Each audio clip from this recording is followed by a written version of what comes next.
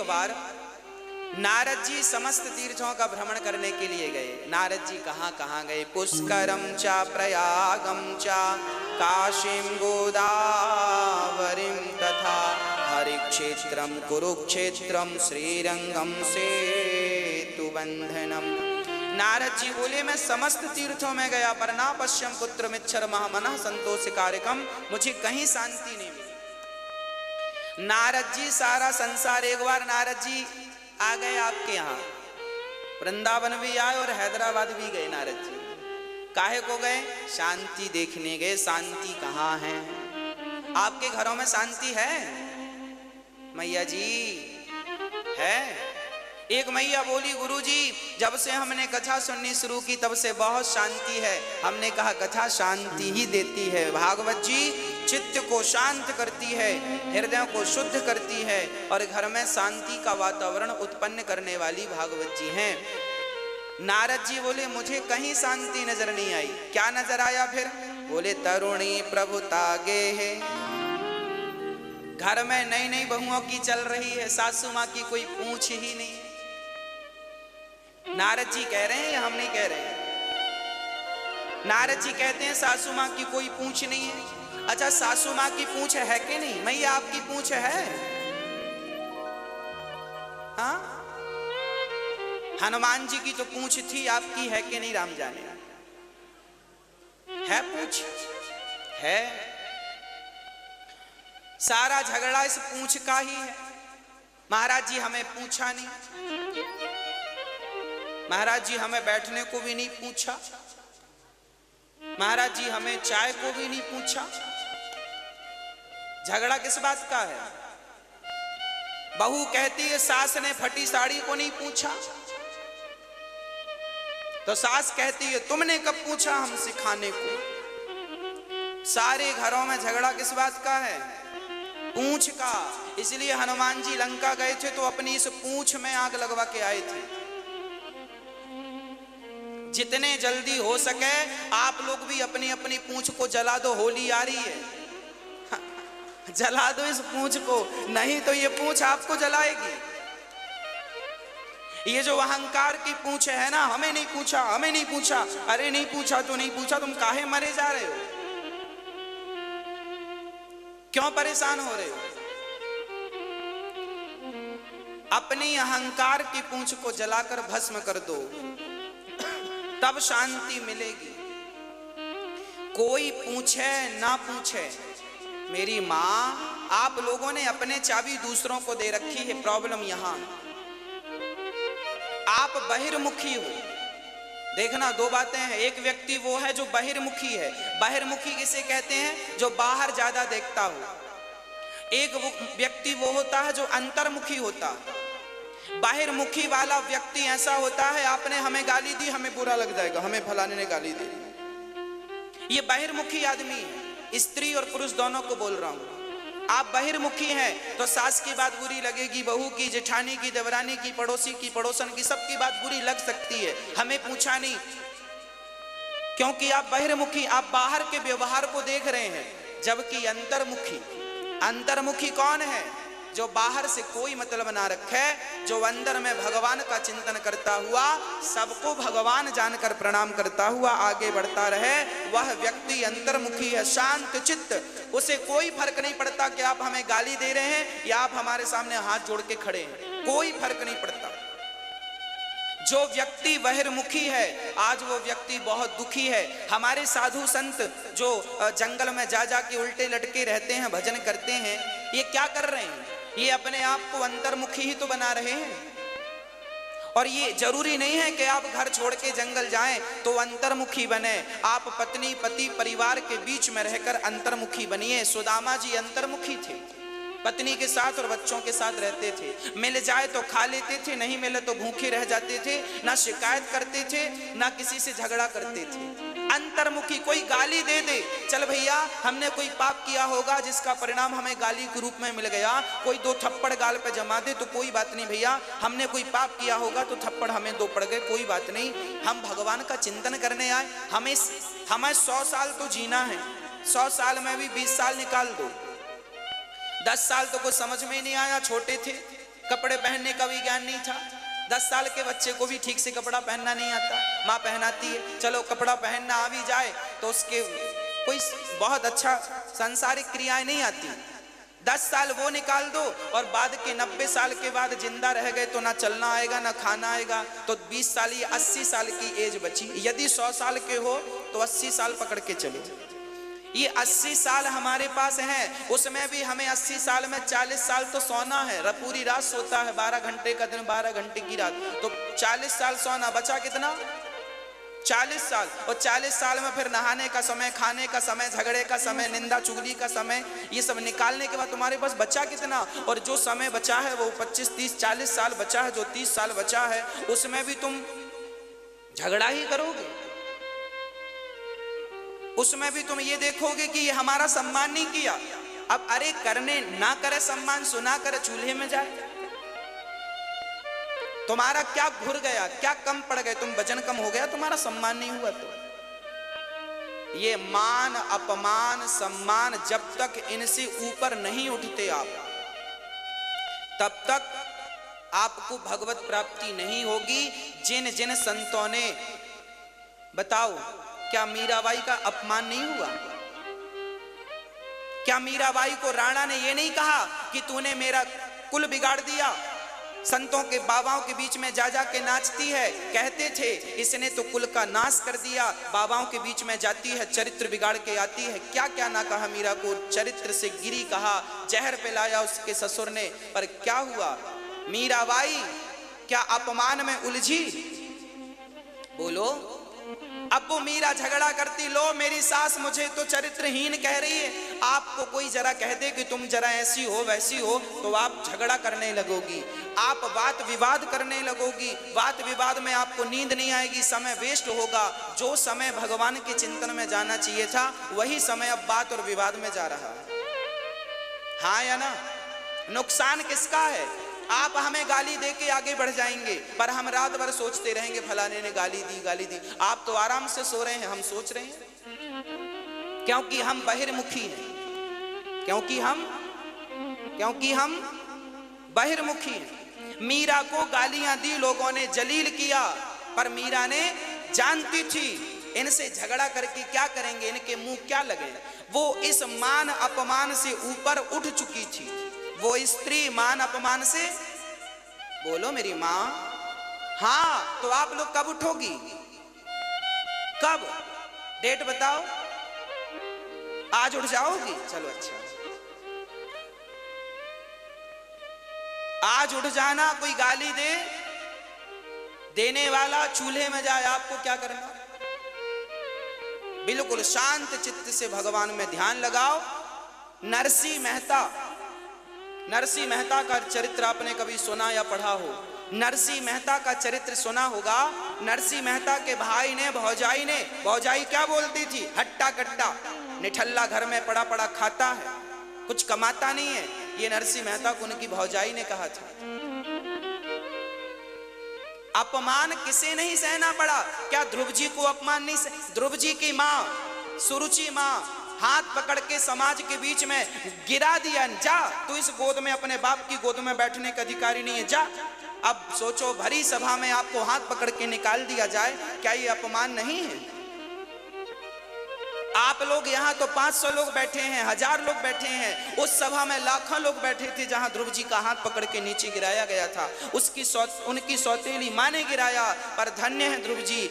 उनकी माँ के पास जब वो गए कि माँ मेरा अपमान कर दिया माँ ने, तो मान अपमान उनकी सुनी थी। माँ ने समझाया, बेटा मान अपमान त्याग दे, कोई तेरा अपमान नहीं करता, कोई तेरा सम्मान नहीं करता। जा मान अपमान का त्याग करके मन भगवान में लगा, और जब मान अपमान से मन को हटाकर भगवान में मन लगाया तो उन्हें भगवान प्राप्ति होगी। भगवान और झगड़ा करो, तुमने हमारा अपमान किया, हमारे बेटे का, हम भी तुम्हारा करेंगे, फिर करो झगड़ा, इसी में समय गुजरेगा, कोर्ट कचहरी भी जाना।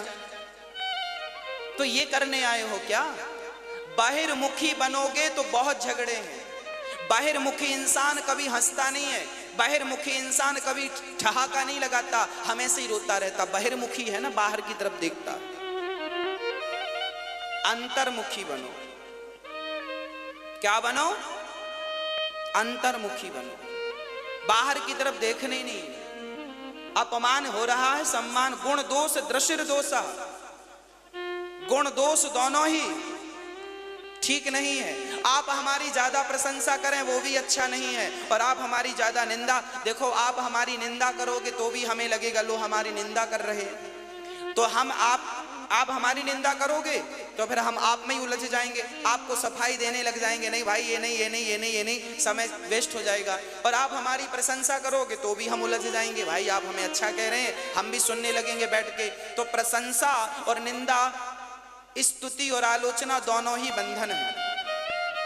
ना तो स्तुति में उलझना, ना तो आलोचना में उलझना, इन दोनों से आपको ऊपर उठना है। बोलो मेरी माँ उठोगी? इन दोनों से ऊपर उठना।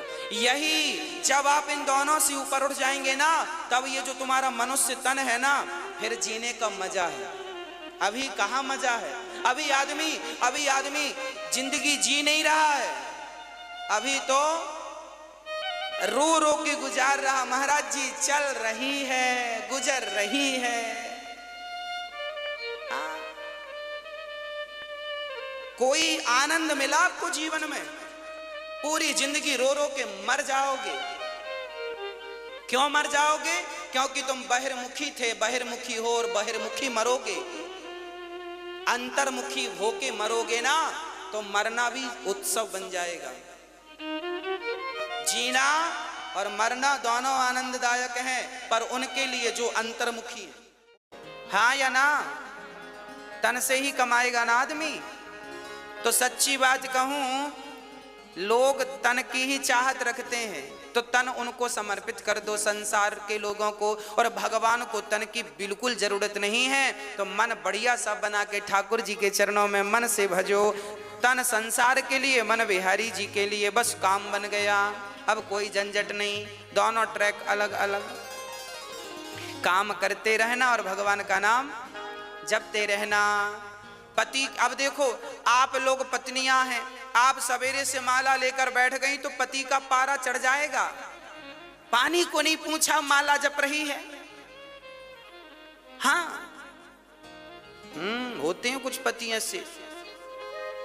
तो आप ऐसा मत किया करो, आप माला ऐसे ना जपा करो बैठ के। आप पति का काम करते करते, पानी पिलाते पिलाते, चाय बनाते बनाते, पति के कपड़े साफ करते करते, घर के झाड़ू पोंछा करते करते आप अपनी माला पूरा कर लिया करो। चलते फिरते नाम जपते रहो तो पति भी खुश और भगवान भी खुश। आपका पति कहे पूजा पाठ मत किया करो तो कह दो हाँ हाँ नहीं करेंगे, अच्छी बात है, हम तो आपकी गुलाम हैं, आपकी दासी हैं, हम नहीं करेंगी। तो आप बाहर से पति को खुश रखो और अंदर से राम राम चलने दो।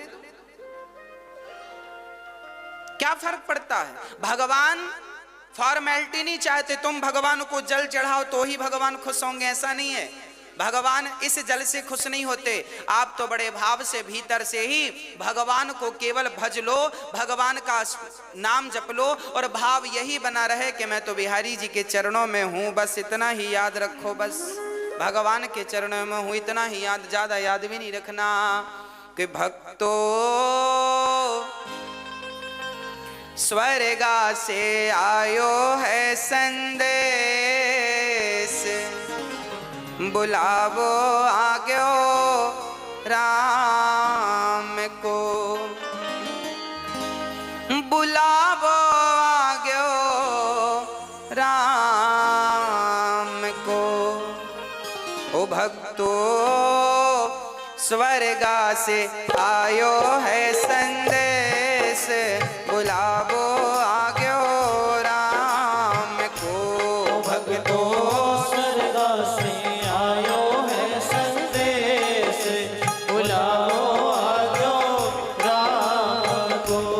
भक्तो स्वर्गा से आयो है संदेश, बुलावो आग्यो राम को। भक्तो स्वर्गा से आयो है संदेश, बुलाओ आग्यो राम को। एक मिनट की मोहलत दे दो, करूं बेटा से बात। एक मिनट की मोहलत दे दो, करो बेटा मिनट की मोहलत दे दो, करूं बेटा से बात। 1 मिनट की मोहलत दे दो, करूं बेटा से बात। एक पिताजी जब मरते हैं ना तो यमराज जी से रोक करके कहा, यमराज जी 1 मिनट का हमें वक्त दो, हम अपने बेटों से कुछ कहना चाहते हैं। क्या कहना चाहते हो? एक पिता ने बेटों से कहा कि भाई भाई प्रेम से रहना, तुम भाई भाई प्रेम से रहना, जाना है सबको उसके पास, बुलावो आग्यो राम को। भाई भाई प्रेम से रहना, जाना है सबको उसके पास, बुलाओ आजो राम को। भाई भाई को कैसे रहना है? प्रेम से रहना है। पर आज का भाई लालची हो गया है। आज के भाई ऐसे हैं कि भाई भाई झगड़ा कर लेते हैं और छोटा भाई बड़े भाई के घर भी नहीं जाता, बड़े भाई छोटे भाई के घर नहीं जाते। भाई भाई की का बैर चल रहा है। आज कलयुग के ऐसे भाई हैं, भाई को भी देखना पसंद नहीं करते। अरे भाई, लोग अमरनाथ की यात्रा करने जाते हैं, वैष्णव माता की यात्रा करने जाते हैं, उतनी लंबी लंबी चढ़ाइयां लोग चढ़ते हैं, पर अपने रूठे भाई के घर जाकर कान पकड़ करके सॉरी नहीं कह पाते। बताओ कैसे देवी देवता प्रसन्न होंगे? अच्छा ये बताओ, आप लोग अपने भाई के घर जाते हो कि नहीं? हाँ, पुरुषों से पूछ रहे हैं हम। माताएं तो खूब जाती हैं अपने भाइयों के घर।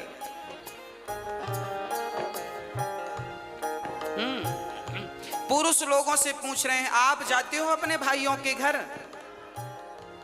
जाया करो, भाई का भी थोड़ा सा दुख दर्द समझा करो।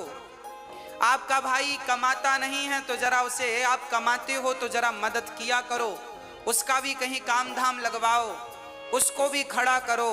परिवार को ही परिवार का सपोर्ट करना चाहिए। जब आप ही नहीं करेंगे तो गैर क्या करेंगे? दूसरे क्या करेंगे? इसलिए भाई इसलिए तो होता है कि वो कभी मुसीबत में दूसरे भाई के काम आ सके। इसलिए भाई भाई में प्रेम जरूरी है। कैसा प्रेम?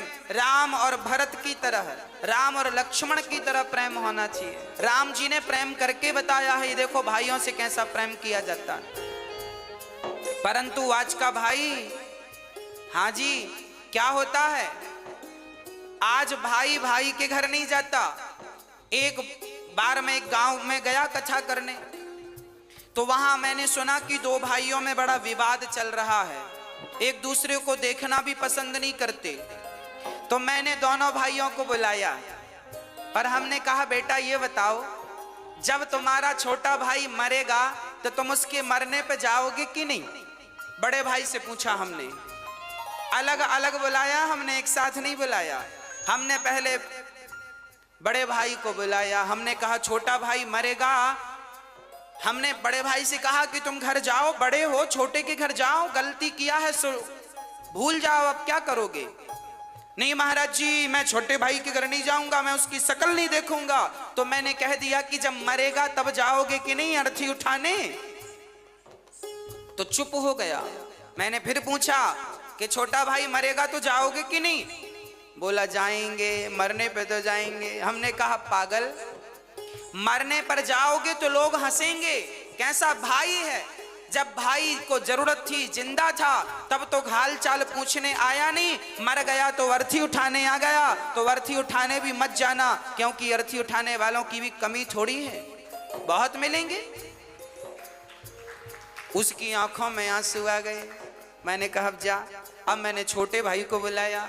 मैंने कहा क्यों, बड़े भाई के घर जाते हो कि नहीं? नहीं महाराज जी, हम जाएंगे नहीं, हमारे बड़े भाई ने ऐसा ऐसा कहा है, दिल में चोट लग गई, घायल कर दिया बड़े भाई ने। हमने कहा सब ठीक है, ये बताओ बड़ा भैया मरेगा तो मरने पे जाओगे कि नहीं? तेर ही खाने। अरे महाराज जी जाएंगे, क्यों नहीं जाएंगे? हमने कहा तो मरने में केवल रसगुल्ले खाने जाओगे? अरे जब तुम्हारा भाई जिंदा है